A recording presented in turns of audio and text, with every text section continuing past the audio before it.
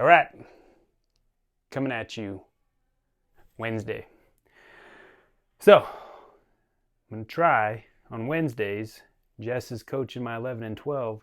One of my goals is to bring some education and some knowledge that may help you guys with your goals. So today, got some questions about pre-workout. What do I do for pre-workout? What do I suggest for pre-workout? I got questions about caffeine. Exciting news. This weekend, my cousin and myself, Dr. Justin Grant, actually has quite a depth of knowledge on caffeine. And we are going to record an episode this weekend about caffeine. So stay tuned for that specifically. But get questions about supplementation and pre-workout were the two big ones. It's kind of what I want to cover here. So first thing, we know that I've been using Transparent Labs. Now, does that mean I'm getting rid of First Form? Absolutely not. I love First Form as a company. I think they are great people there. The only thing that I have a slight disagreement in some of their protein powders, only because what newly in my life with Claire's stuff, got deep into the research on additives and all that stuff. We already know all that. So with that, there are some of their products, they're flavored protein powders that I simply can't use anymore. And I mean, Claire can never use them. I could probably get away with using them. Does that mean it's optimal for my gut health? I'm going with no. That's why I'm not using them. And I'm doing all the same things that my daughter can do. So they're natural products. Great. Love them. Think they're clean. Think they're good. Think they're quality. But some of the other flavors, there are some additives in there that I'm not exactly keeping in my life anymore. Now, do I think these are going to be the thing that tip you over the edge? Should you throw out any protein powders? Should you stop using them? I'm going with no. I think you need to make the decisions for yourself. I'll get into it here in a second more. Main things, corn syrup solids. These aren't a lot of protein powders, so this isn't just unique to some of the ones that First Form uses. There's a lot of brands out there that these things are everywhere. And but corn syrup solids, mono and diglycerides, soy lecithin, and sucralose. Those are the main ones. Coconut oil is in a lot of things and part of this creamer powder that is in a lot of various powders, supplements, protein powders. But coconut oil, I eat it literally every single day. So corn syrup, trash, absolute garbage. Monodiglycerides, absolute garbage. Soy lecithin, garbage. Sucralose, garbage. Now, these things are in everything. Literally, most things that are low calorie or healthy, you're gonna see these food stabilizers, these additives, and these artificial sweeteners, sucrose and aspartame being the two. I did a video on sweeteners and food additives this past weekend, but this is what I'm avoiding in my house. And because I'm avoiding it, I had to bring in a separate option for flavors, protein that I am using going forward. I'm using their natural products, so their strawberry vanilla chocolate. I think are fantastic products. Still got some, still using it, plan on using it for a long time. Some of their flavored products, I'm personally not going to be using them at all. Do I think they can be a treat? Do I think they can be something that you can use and whatnot? Yes, but you have to make these decisions for yourself based on your goals and your health outcomes that you're looking for. People can go their entire lives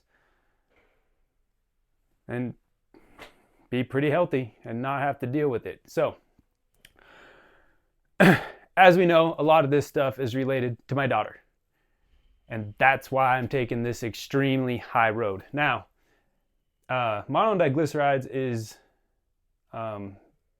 these two are no good. Sucralose depends on who you talk to.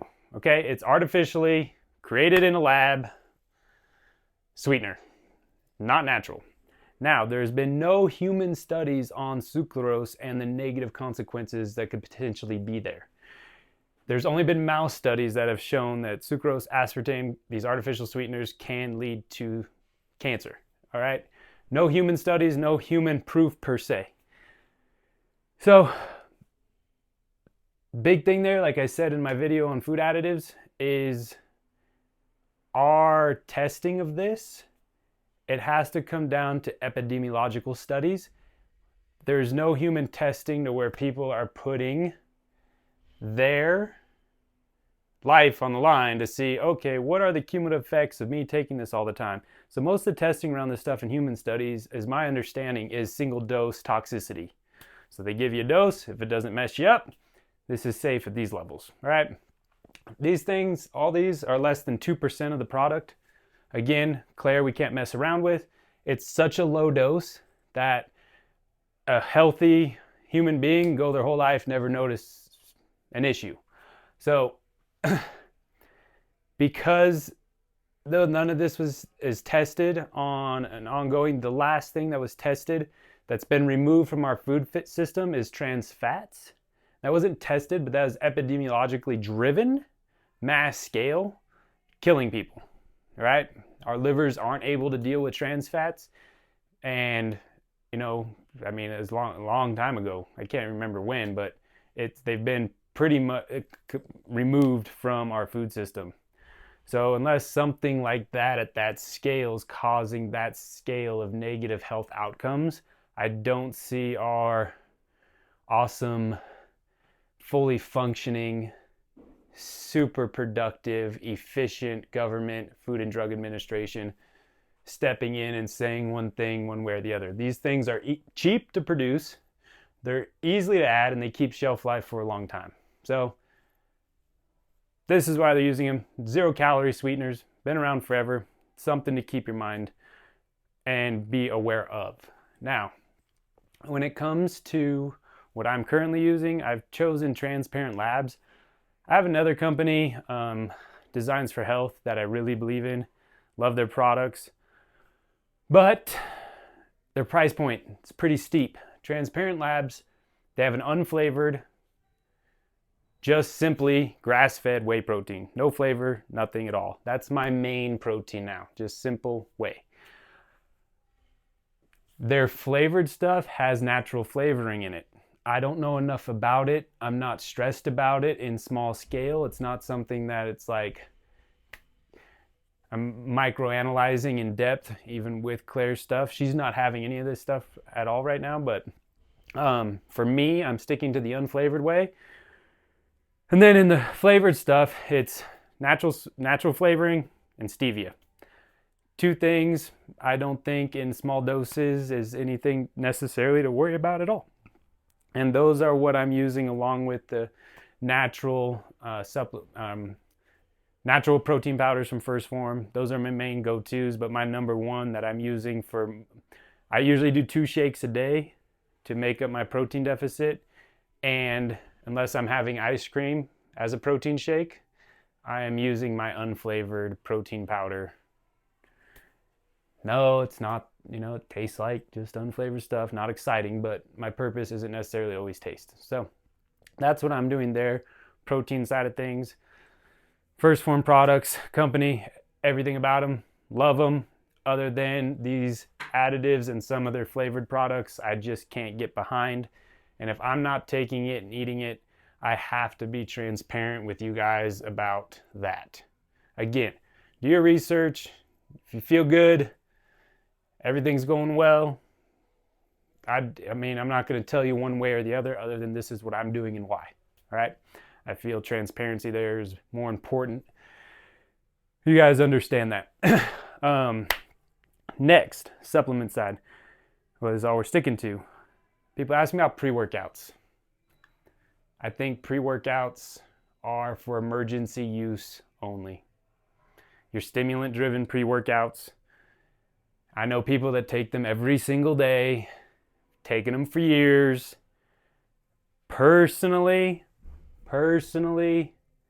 I am not, sorry, got a text message from the wife. So got to check those because if I got to run to school. I used to do pre-workouts all the time. I think anybody that's been in the fitness space has done pre-workouts quite a bit on and off over the years. My first pre-workout that I remember was No Explode. Remember that from back in the day. Jacked 3D. I mean, I've done them all. I've been around many of them. And to be honest, the problem is when you have to be reliant on a pre-workout every single day, I don't think that's healthy. I don't at all. And I've believed that for years now. Years. It just becomes a downwards snowball effect of you need something to pick you up and then you don't recover. I don't like using the word adrenal fatigue because I kind of think it's a garbage word. But there's no question that constant stimulant intake is going to have a long-term positive outcome. So in my mind, pre-workouts are something you use when one, you have to get a workout in. So here's a situation, right? I do exercise mostly. I mean, a big part of my exercise routine is my mental health, okay? So if I really want to train that day, burn off some steam, but I'm feeling a little draggy ass, then I will take a little bit of something to pick it up. The something usually I would use, I like Megawatt from First Form, but I'm saying I use this once every 3 months, if that. It's not that often that I use it. Most of the time my pre-workout is, well, if we were talking supplements, here's what I truly believe in. Coffee, little caffeine, beta-alanine. Beta-alanine, I think is safe. You can take it, vasodilates, gets blood and oxygen transporting through your body. You feel amazing. Some people don't like the tingles that come with it. I get that. It's not for everybody. But I think you can take beta-alanine and a little bit of coffee every single day. I don't think that's an issue. I personally don't.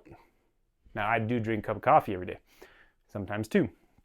I don't take beta-alanine every day. I will say that's my go-to for a big training day, or if I'm feeling a little draggy-assy.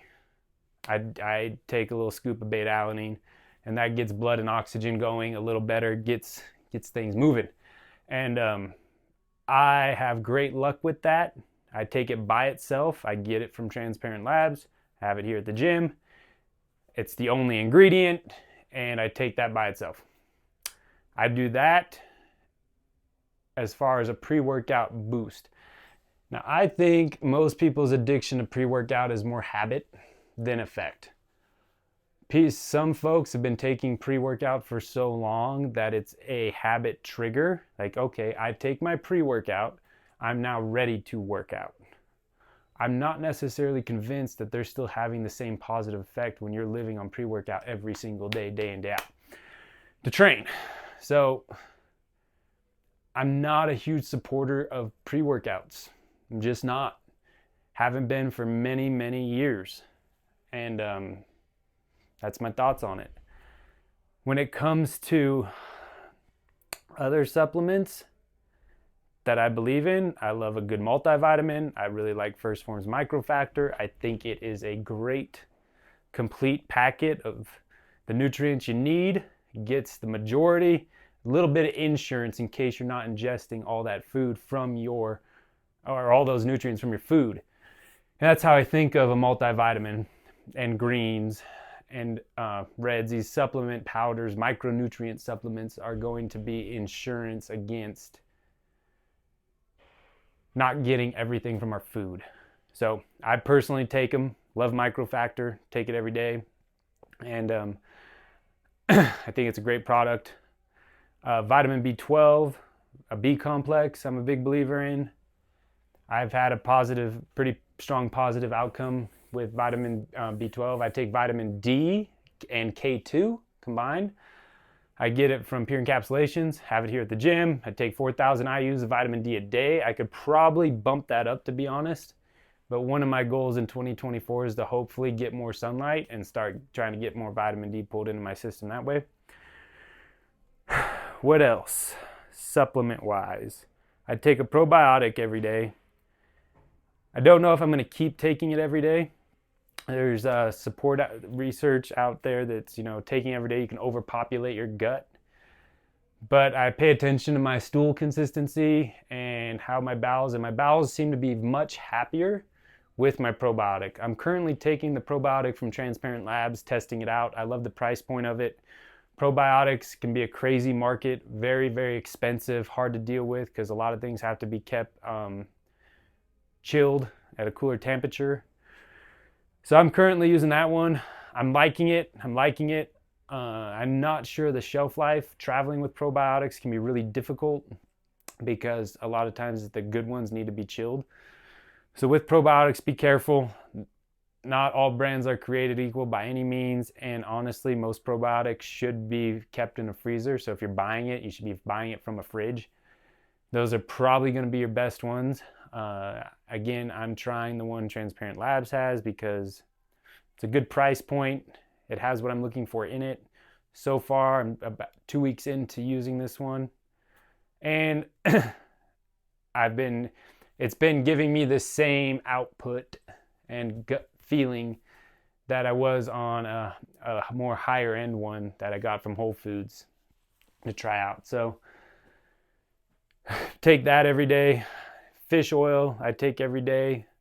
I use the little fish oil comes in the microfactor, but I take more than that. So I take another 2 capsules. On top of that, I use First Forms fish oil. I think it's a great product. What else is there? I'm not taking a whole lot else right now. I'm taking berberine at the moment. I might stop. I was taking that to see if it had an effect on my cholesterol and blood glucose. I'm not noticing an effect on it. It's been 3 months. I think I might give it 3 more months. I have some members who take it and have had very positive results with their cholesterol and management there. I'm going to take it 3 more months and see. But the dosing, I'm not totally sure on, but it's something I'm currently taking, but I'm not sure that's going to stay in the mix. Pre-workout food. Now that's something we can talk about real quick. I asked my class this morning if they train fasted or unfasted. Most of my morning classes, they'll train fasted. Come in, and honestly, for our 1 hour of training fasted, totally cool. You have enough blood glycogen stored. As long as you're eating your caloric need, even if it's at a slight deficit, daily, weekly, monthly, 1 hour of working out isn't gonna blow your load if it kill you. It comes down to personal preference. So if you feel like you perform better with food, eat food. If you don't perform better, don't eat food. Got a member at my 5 a.m. class who tried eating before class that early and puked his brains out. So he trains fasted, has a massive meal afterwards. Got people, me personally. So you can go either way there. Train fasted or unfasted. Either way works.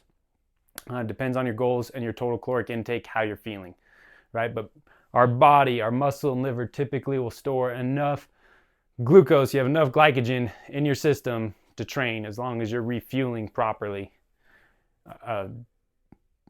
over the day and week. So, but me personally, I train better with food. I can train fasted. I don't like it. I've been trying it on and off, and our style of training here, I definitely train much better fasted. Cardio, some aerobic work, I can do fasted, feel just fine. But overall, I've noticed that at this stage, I don't know if it's mental because I trained fasted so many years, in my younger years, wrestling. I still have some PTSD training back then. A lot of times was at a major caloric deficit. So I don't know if this is mental for me. But I find myself training better with food. Now, lately in the last 6 weeks, I've been really focusing on eating real food. I work out at 7 a.m. every day, 7 to 9 a.m. That's my training time. So when I get to the gym, I've posted pictures on Instagram and stuff. I eat at 5 a.m. These days I'm having berries, yogurt, kefir, and an extra scoop of protein powder on top of that. And then depending on what the plan is for the day, I will have a tablespoon or two of honey for the extra carbohydrates. 2 tablespoons right there, I believe, is 34 grams of carbohydrates. So I'll get the bulk of mine from real food. Now, if I don't get that food in, okay, I do use Ignition.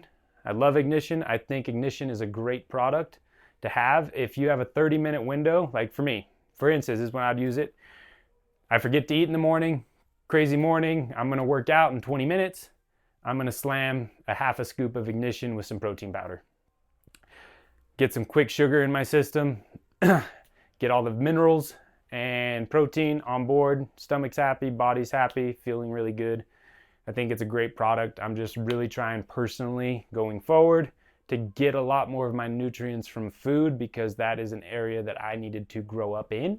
I relied too heavily on volume of supplements versus volume of food. And your body likes real food better. It's just a fact. When it comes to gut health, digestive enzymes comes in with real food. Your body's happy breaking down real food. It's more bioavailable when it's real food. So I'm really trying to get the bulk of my nutrients from real food. And that, my friends, has been a big shift in my life over the last 6 months. Okay? Because that is not traditionally the case for me. I was very, very overly reliant on supplements and bars. And I'm shifting that to being much more intentional with my supplementation and much, much, much better with my food. Okay, let's think. I want to say when it comes to these topics, that is about all I got for you, running through my brain. So we covered protein powders, why I added a new brand, and why I'm using unflavored protein powders. Covered pre-workout, that I think you shouldn't be relying on pre-workout. It should be for emergency use only. If you're dragging butt, but you really want to get your training in that day, or you just need that mental purge or a little pick-me-up because life still goes on even if we're tired. Kids still need things. You still have responsibilities. That's what I think of as pre-workout. Used for, I don't think it should be used for a daily basis. Oh, big one, creatine. I don't even talk like it's a supplement because I think it's a primary food source. I think creatine is something that everybody can and should take, especially if you train. It's the most research supported supplement in the entire market. 5 grams a day, 1 little scoop. Added to your fuel. Creatine does so much good things for your body that I think it should be a part of your life. It's been a part of my life for a long time. Love it and believe in it. So that's another one that I almost missed on. And then collagen. This is one that I'm playing with. I love the research behind collagen. I think it's very supportive. Right now, we are at my house making a lot of bone broth. So I'm getting collagen from the bones and collagenous tissues via bone broth right now. But I do love the collagen products. I love First Form's collagen a lot. I really enjoy their brand. I've been hit and miss on my consistency with using it. It is suggested, I've read that it's better to take collagen at night. It can help you sleep and really promote recovery. So I know a lot of people mix it in their coffee and whatnot. I don't know what's better or worse. I have read and heard that putting collagen into hot fluids can make it harder to digest. But again, do your own research. I'm not totally sure on that. But I do think collagen is a great product. I notice when I am taking it consistently, I'm getting haircuts way more often, cutting my fingernails way more often. So if those things are growing, I'd imagine the rest of my skeletal muscle mass, tendons, ligaments, my soft tissues are also benefiting from it. But right now our focus at home is getting a lot of that through bone broth specifically, and why we've been making it. And yeah, so it's another big supplement. If you guys got questions, let me know. When it comes, people ask me about fat loss supplements. I think they're all bullshit. I don't believe in any sort of fat loss supplement at all. I think protein is probably the best fat loss supplement because optimizing your protein intake is going to be one of the best tools for helping you achieve weight loss or weight gain goals. But L-carnitine is promoted as a fat loss supplement. Nope, zero research to support that. Your body makes L-carnitine naturally. That additional L-carnitine actually promotes more fat loss. There's nothing, period, that supports that research. So I think that one's a scam. I think anything that is marketed as fat loss is usually stimulant driven, quote unquote, boost your metabolism. Trash. Not a fan of it. Maybe people out there have had results with it. I've been in the industry 16, 17 years now. I've thought they were trash. I still believe they're trash. The best way to boost your metabolism is lifting weights. Putting on muscle, lifting weights. That's the best way to boost your metabolism and to maintain a strong, healthy metabolism. So those supplements, nope. Garbage. Yeah, you guys, those are kind of the main ones. If you have specific supplement questions, I am more than happy to dive in the research and dig up what I can. Follow-up questions, supplements you're taking that you would like me to research and dig into. If you have the question, there's a good chance there are others that have the question, and I am very happy to do the research and learn myself and broaden my brain capacity on the topic to help you. So please, in the comments of this video, throw in there, hey, I'm taking this, or shoot me a message or whatever. What do you think? The big things is just keep it clean as possible, and be intentional. Know what you're supplementing and why. Don't just take some random ass supplement because whatever it's being marketed as. You want good research to support what you're spending your money on and why. All right. Again, let's try to get it from our food. Food is primary, but I still do use quite a bit of supplements. I still believe in them as part of a healthy, fit lifestyle. I do think it's very hard to get all of our micronutrients from our food and all of our protein from whole food. I'm doing much better at it now, but I still need 2 scoops a day to get up to where I need to be with my protein intake. So I use whey protein. I'm an animal protein guy. I believe in animal protein. So yeah, again, you guys got questions, ask them, post comments, text me, email me, hit me up in the, those DMs, slide into those DMs. And I am more than happy to do the research on and answer any questions you guys have on the topic of supplementation. Again, if you have the question, I guarantee you others have the question. I won't say, hey, such and such has this question. I will just present the findings of what I find on the topic. So every Wednesday, my plan is to be as consistent as possible with some education on topics you guys bring up to me and on things that are, going around that bring some clarity to or shed some light on. So if there are things you want to learn or want me to elaborate on, please, by all means, let me know. And this is a goal of mine in 2024 and going forward, to be more active, helping you guys be fitter, be healthier, live your best life. Let's play the longevity game, and let's not just play it, let's win it. Okay? Love you guys. See you on the next one.